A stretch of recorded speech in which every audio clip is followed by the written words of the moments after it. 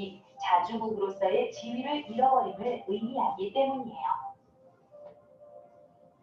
하지만 일제의 특사로 대한제국에 온 이토 히로부미는 궁궐을 포위한 상태에서 외교권을 빼앗는 조약을 강제로 체결했습니다. 자, 여기 좀 전에 지금 설명 나왔죠? 이때 을사늑약을 체결한 사람 이름이 누구라고요?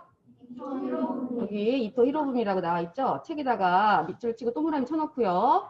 자, 궁궐을 포위한 상태에서 일본 일제 군사들이 궁궐을 이렇게 포위해요. 둘러싸.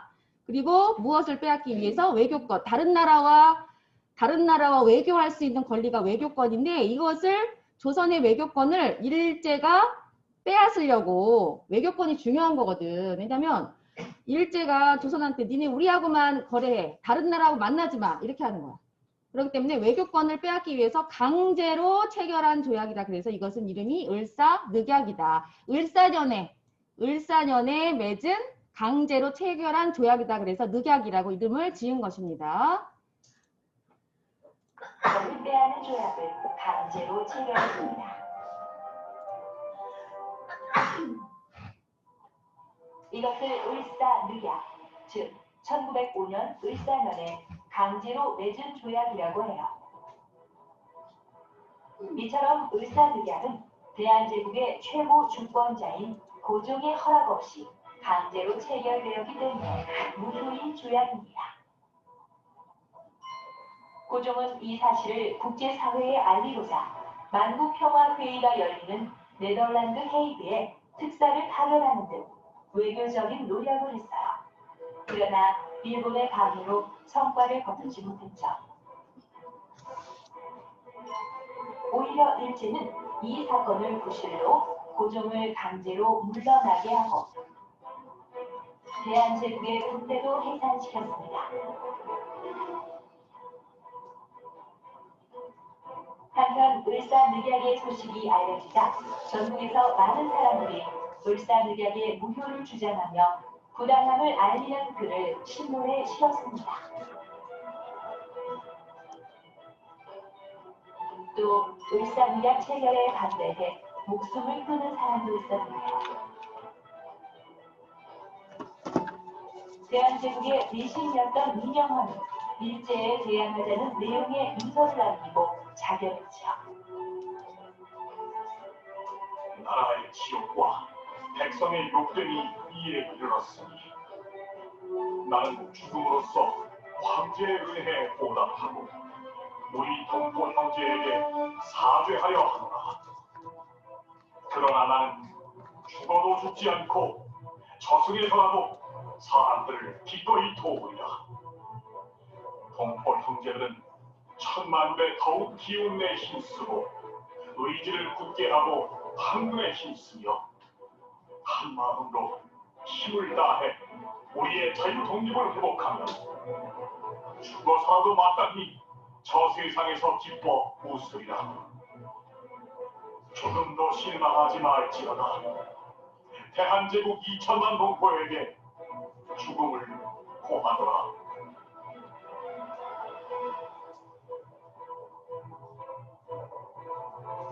하지만 을사늑약에 대한 우리 민족의 강한 저항에도 불구하고 일제는 침략을 가속화했습니다.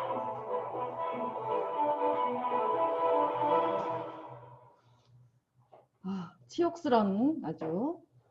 그러니까 조선이라는 나라가 뺏긴 겁니다. 일제한테. 그래서 을사늑약 1905년 잊지 말아야 되고요. 우리 민족은 아주 강렬하게 저항을 했지만 일제는 아주 강제로 조선의 외교권을 빼앗고 국권을 빼앗는 거의 대부분의 작업을 이때 이제 해놓습니다. 우리나라 고종 황제도 강제로 퇴위시켜 끌어내리죠. 그리고 그 자리에 일제 그 대장이 거기 이제 앉아 있는 왕의 자리에 앉아 있는 그런 상황이 되었습니다.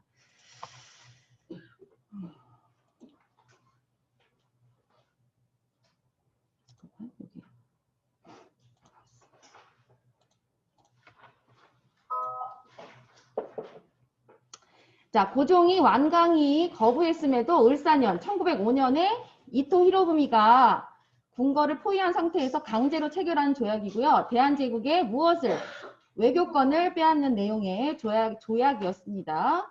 자, 을사늑약으로 외교권을 빼앗긴 것은 대한제국이 더 이상 다른 나라와 교류하지 못하게 되었고, 이는 대한제국이 자주국으로서의 지위를 잃어버린 것이다. 자주국. 혼자서 이렇게 독립해서 서 있을 수 있는 국가. 자주국. 그러니까 자주국으로서 지위를 잃어버렸다. 꼭 다른 나라의 도움을 받아야지만 뭐를 이렇게 역할을 할 수 있는 국가다라고 을사늑약으로 이제 그렇게 된 거예요. 그러니까 그 다른 나라의 도움이 어디예요?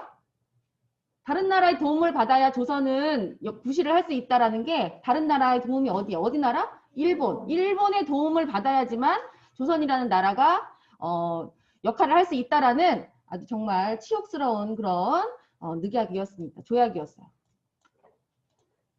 자, 우리 민족은 이런 을사늑약 체결에 반대해서 목숨을 끊은 사람, 목숨을 끊은 사람, 난 죽어서라도 이 을사늑약의 부당함을 나는 밝히고 싶다. 이렇게 해서 목숨을 끊은 사람, 아까 민영환이라는 사람 이야기 나왔죠. 민영환이라는 사람. 이 글을, 부당함을 알리는 글을 신문에도 실어서 다른 사람들이 읽을 수 있게 했고요. 또 고종은 을사늑약이 무효라는 것을 어디에? 국제사회에 알리기 위해서 어디에서 열리는 뭐에다가 무슨 특사를 파견했다고 얘기가 나왔죠? 자, 어디에다가? 어디에? 헤이그 특사라고 하죠. 헤이그 특사. 헤이그, 네덜란드 헤이그라는 데서 열리는 그 국제 회의가 있었어요. 그때 당시에 그 회의에 우리나라의 특별 임무를 맡은 신하를 보냈어요. 보내서 거기 가서 우리 조선이 이렇게 일제한테 부당하게 을사늑약이라는 거를 체결당했으니까 우리의 억울함을 좀 알아달라. 이렇게 해서 특사를 파견했지만 거기 가서 제대로 말도 못하고 돌아왔다는 그런 사건이 있었습니다. 국제사회에 알리고자. 자, 을사늑약 체결 이후 일본은 고종을 강제로 물러나게 했고요. 대한제국의 군대를 해산시켰습니다. 여기까지. 지금 여기 우리가 이거 쪽지 시험을요. 앞에서부터 지금 보고 있는데 이제 그렇게 안 할 거야. 이렇게 안 하고 지금 어제 배운 거, 그 지난 시간에 배운 거 요거를 가지고 그 전 시간에 배운 거 가지고 이번 시간에 쓰기를 해야 되겠어요. 앞에서부터 했더니 너무 지금 진도가 안 나가서 요거 지금 우리 지난번부터 배운 어디서부터 할 거냐면은 조선 후기 정리학습지 59쪽 있죠. 영조의 개혁정책, 정조의 개혁정책 여기서부터 쭉쭉쭉 시험을 좀 보겠습니다. 지금 이렇게 내가 설명만 해서는 여러분이 머릿속에 남지 않아요.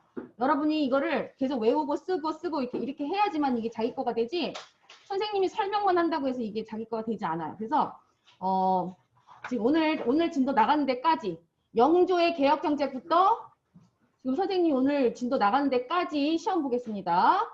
시험 볼 거예요. 오늘부터 이제 정리학습지 공부 열심히 하세요. 내가 오늘의 배운 기록도 빼주고 이번 주 활동 기록도 빼준 이유는 이거 공부하라고. 이거 정리학습지에 있는 거 공부하라고 내가 그 과제 다 빼준 겁니다. 이거 오늘부터 갖고 다니면서 외워요. 줄줄줄 외워야 돼. 자, 그러면 이제 을사늑약을 지금 얘기했고요. 이제 항일 의병 운동이 일어납니다. 항일 의병 운동.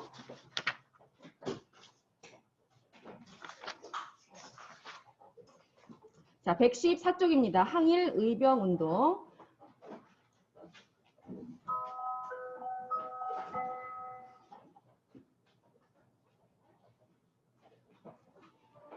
일제로부터 나라를 지키기 위해 무력으로 저항했던 항일 의병 운동. 의병은 백성들이 자발적으로 조직한 군대를 말하는데요. 그럼 항일 의병 운동에 대해 알아볼까요? 먼저 을미사변이 일어나고 반발령이 내려지자 이에 반발해 을미의병이 처음 일어났습니다. 자, 지금 이렇게 조선 그 남자들이 이렇게 상투를 틀었는데 이걸 강제로 다 잘라버려요. 일제가. 이게 단발령이야, 단발령. 단발. 머리카락을 자르는 명령, 단발령. 이렇게 해서 강제로 다 잘라버립니다. 이게 그러니까 우리는 이게 어떤 우리 민족의 어떤 그 문화였는데, 그치, 고유 전통 문화인데 이거를 일본이 그냥 강제로 다 잘라버리라고, 남자들 상투 튼 거 다 자르라고 명령을 내립니다. 그러니까 조선 사람들이 어떻겠어요? 우리 민족의 정신이나 전통이나 이런 것들을 다 잘라버린다, 다 말살시킨다라는 생각에 반발이 심했겠죠. 그쵸? 조선시대는 그리고 특히 무슨교? 유교 사상에 이렇게 젖어 있는 그런 상태인데, 그런 상태에다 대고 이 상투를 자르라고 하는 거는, 이거는 우리 민족을 완전히 무시하는 처사다라고 해서 반발이 아주 심했습니다. 을미사변은 뭔지 알죠? 우리나라 고종의 부인인 명성황후를 일본의 자객이 와서 칼로 목을 베어서 죽인 사건. 그리고 시신을 불태웠죠. 그것도 왕의 부인인데, 왕비인데.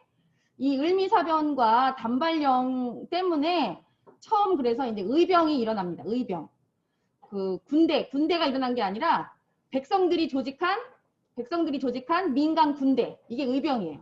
의병들이 일어납니다. 을미년에 을미사변이 있었던 그 을미년에 이제 을미의병이 처음 일어납니다. 단발령은 강제로 백성들의 머리를 깎게 한 명령인데요.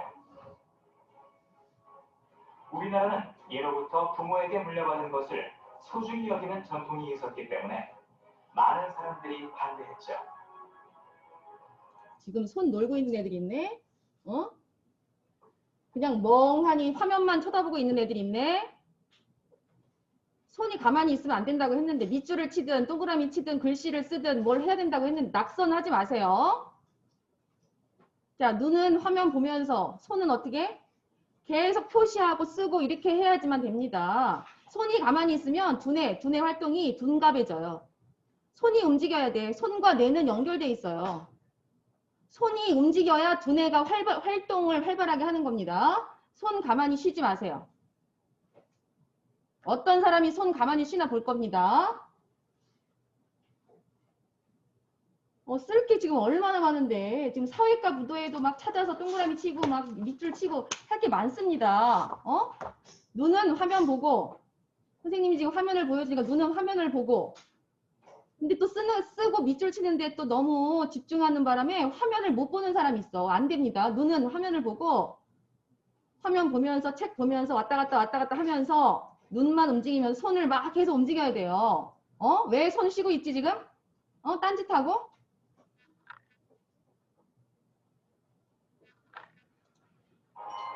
그래서 지방 유생들과 농민들을 중심으로 의병이 일어났습니다. 그 후 여러 혼란 속에서 단발령이 취소되고 고종이 러시아 공사관으로 거처를 옮긴 뒤 해산 명령을 내리자 의병은 스스로 해산했어요. 그러니까 단발령을 막 하다가 너무 이제 의병도 일어나고 반발이 거세지니까 일본이 이제 일제가 단발령을 그러면 이제 하지 말아라 이렇게 하고, 고종이 이제 아관파천으로 러시아 공사관에 가 있었죠. 그랬더니 이제 그러면서 고종이 을미의병, 거기 의병들 모인 그 백성들 얼른 다 해산시켜라 라고 이렇게 명령을 내립니다. 단발령 해제했으니까 이제 너희들 이제 그만해라 이렇게 한 겁니다. 이렇게 하니까 을미의병은 스스로 이제 해산을 한 거예요. 단발령을 없애줬으니까. 을사년에 을사늑약이 강제로 체결되자 전국 각지에서 의병운동이 다시 일어났습니다. 이들은 을사늑약의 폐기를 요구하며 격렬한 무장투쟁을 전개했는데요.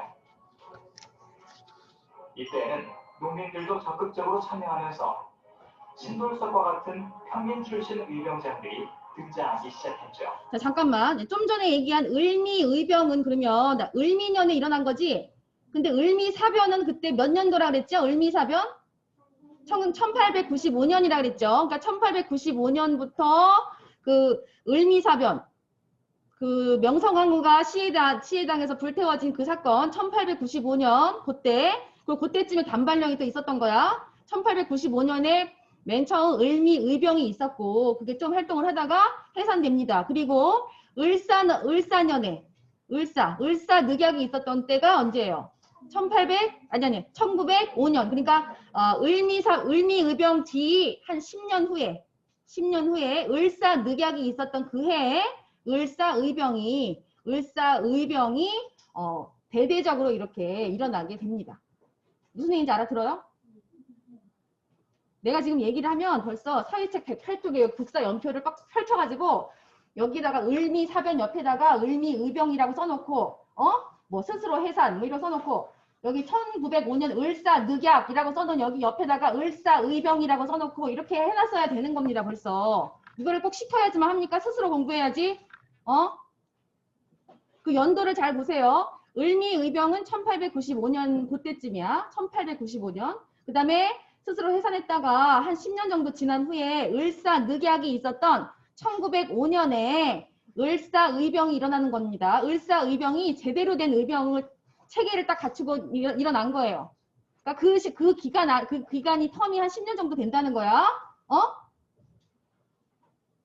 이걸 스스로 깨달아야 돼. 보면서 이렇게 여기 써 있는 거 보면서 찾으면서 쓰면서 스스로 이걸 깨달아야 된다는 거야. 내가 다 알려주지 못해. 니네가 다 찾아야 되는 거야.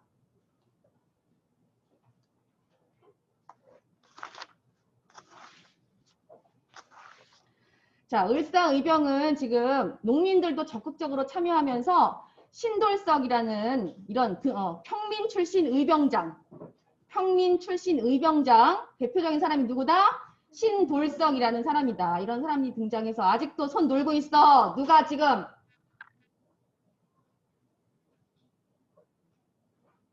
공부하는 태도가 아직도 안 잡힌 애들이 있네. 이거 손 쉬지 말라 그랬습니다.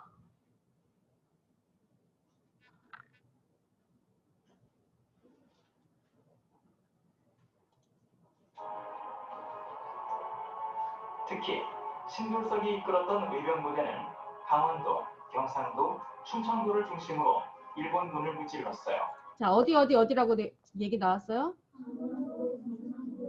강원도, 경상도, 충청도. 지금 얘기 나왔으면 어떻게 해야 돼? 거기 지도에서 표시를 해서 동그라미를 치거나 여기 신돌석 거기 얘기 나온 데다가 강원도, 충청도, 경상도라고 써놓거나 이렇게 해야 되겠죠. 메모를 해놔야 되겠죠.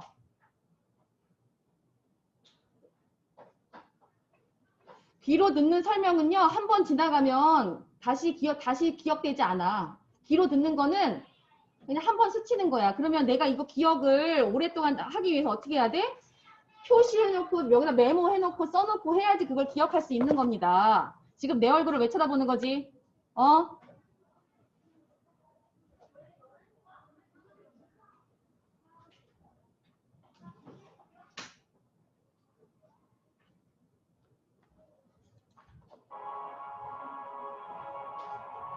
이런 활약으로 신돌석은 태백산 호랑이라는 별명을 얻기도 했답니다.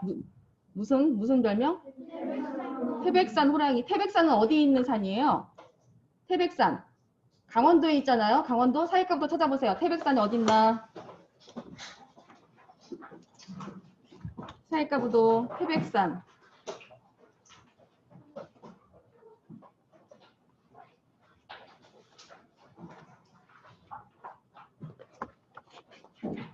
자, 우리나라 전도 앞에 우리나라 전도 펴보세요.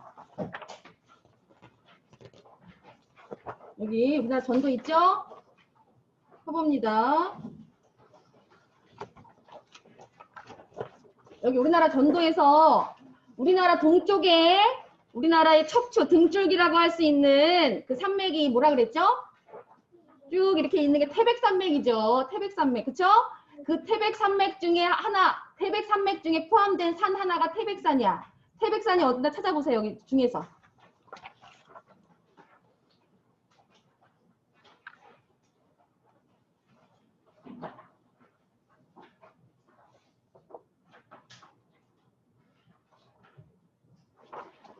여기 태백시에 있죠. 태백시. 얘들아 여기 보면은 태백시가 있어. 시. 그 태백시 안에 있는 게 태백산. 거기 써 있어. 작은 글씨 보이니? 동그라미 쳐놓으세요. 거기다가. 이게 빨간색 줄로 이렇게 쳐져 있는 거기 줄 위에 딱 있지. 태백산. 그치? 보이니? 네, 태백산 국립공원 빨간색 글씨로 돼 있습니다. 여기 태백산 국립공원. 국립공원 중에 하나야. 자, 태백산의 호랑이라는 별명을 가진 사람이 누구다? 신돌석이라는 의병장이다. 여기 지금 태백산 찾아봤습니다. 자, 지금 더 해야 되는데요. 체육을 지금 하신대요. 그래서 체육관 가서 체육을 하고요. 지금 정보경하고 김보미는 10시 아니야, 체육 끝나면 몇 시지? 10시 10분에 다시 들어오면 됩니다. 10시 10분에 알겠죠? 네. 10시 10분에 다시 들어오세요. 자.